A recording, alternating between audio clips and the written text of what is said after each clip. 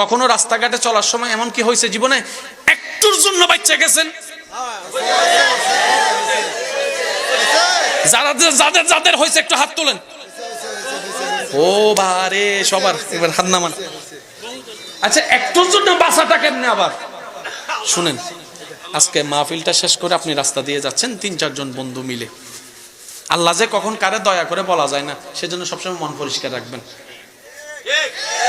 যার মন পরিষ্কার, নিয়ত পরিষ্কার, আল্লাহ তারে দিবেই দিবে, মারুম করবে না। রাস্তা দিয়ে যাইতেছেন, যাইতে যাইতে যাইতে এখান থেকে মাহফিল শেষ করে যাইতে একটু লেট হয়ে গেছে, গাড়ি ঘোড়াও পাইতেছেন না। 3-4 জন বন্ধু মিলা কয় চল হাঁটা লাগায়। এবার আল্লাহ আল্লাহ জিকির করে করে নাতে রসুল ফরে ফরে আপনারা যাইতেছেন, যাইতে যাইতে হঠাৎ করে রাস্তার মধ্যে দেখলেন দোকানপাট সব বন্ধ।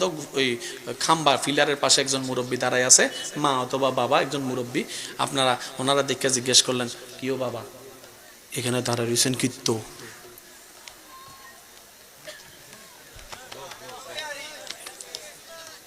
আপনার মা নাই, আপনার ঘরে কেউ নাই? কয় আছে, ছেলে মেয়ে কেউ দেখে না। তো চাচা দোকান তো এখানে বন্ধ, সব বন্ধ করে দিছে ফেনীর মার্কেটে, ওই একটু দূরে খোলা আছে।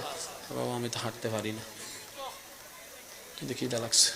তো 3 জনে মিলে চিন্তা করে, একটা কয় তোর পকেটে কত আছে? কয় 5 টাকা। তোর পকেটে কত? কয় 15 টাকা। তোর পকেটে কত? কয় 10 টাকা। কয় সব দাও, দে।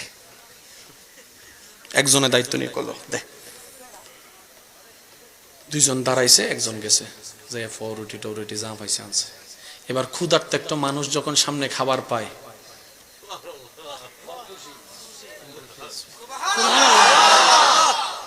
10, 5, 15, 10 কত গেছে? 30 টাকা।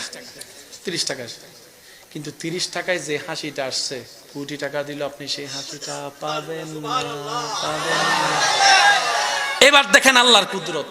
আপনারা তো এগুলো করতেছেন, এলাকার মানুষ নাই, সবাই তো ঘুমাইতেছে, কিন্তু যিনি দেখার উনি তো।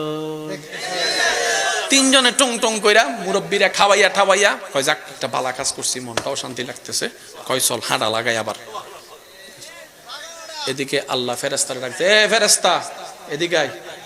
ভাইয়া মনোযোগ। আল্লাহ পাক বললেন, এ ফেরেস্তা এই 3 জনের ফাইল আনতো, ফাইল আন। এবার ফাইল নিয়ে গেছে, আপনাদের আমাদের 3টা ফাইল। আল্লাহ কয় তার বিপদ আপদ কি আছে চাও তো?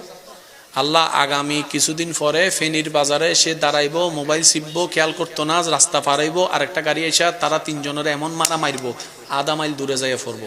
শেষ পর্যন্ত তাদেরকে নিয়ে সবাই ফেনী সদরে যাইবো। যাওয়ার পরে ডাক্তারে কইবো এটা আমাদের পক্ষে সম্ভব নয়। তারপরে নিয়ে যাবো ঢাকায়, ঢাকায় নিয়ে যাওয়ার পরে 6 মাস রাখবো, রাখার পরে ওরাও কইবো সম্ভব নয়। তারপরে নিয়ে যাবো ইন্ডিয়ার মধ্যে, জায়গা জমি যা আছে সব বিক্রি করে প্রায় 60 লক্ষ টাকা খরচ করার পরে মোটামুটি তারা হাঁটতে পারবো। এটা লেখা আছে। আল্লাহ কয় সব কাট, সব কাট, সব কাট। আর একটু জোরে বলেন সুবহানাল্লাহ। এগুলো আপনি আমি কিচ্ছু জানি না, কিন্তু করনেওয়ালা করতেছে, কারণ সবাই ভুলে যায়, তিনি ভুলে না, দয়া করতে বলেন সুবহানাল্লাহ।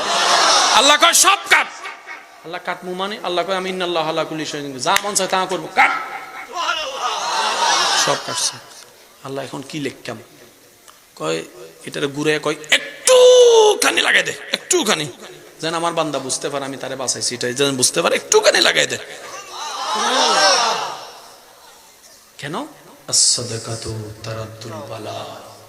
নবী বলছেন যত দিবা আল্লাহর নামে তোমার বলা মুসিবত কাটতে থাকবে।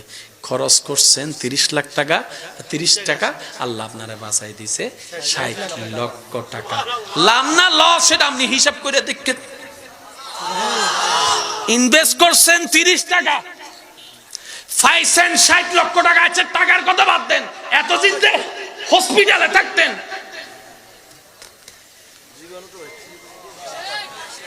সব আল্লাহ বাঁচাই দিয়েছে 30 টাকায়। তা আপনি কি আল্লাহকে এত সস্তা যে 30 টাকায় খুশি হয়? বিষয়টা আসলে তা নয়।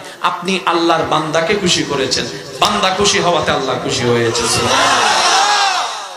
আল্লাহ আমাদের সবাইকে নিয়ামত অর্জন করার তৌফিক দান করুন। আজকের মাহফিলে এসে যারা খুশি তারা একবার বলেন মারহাবা, আরো জোরে বলেন মারহাবা।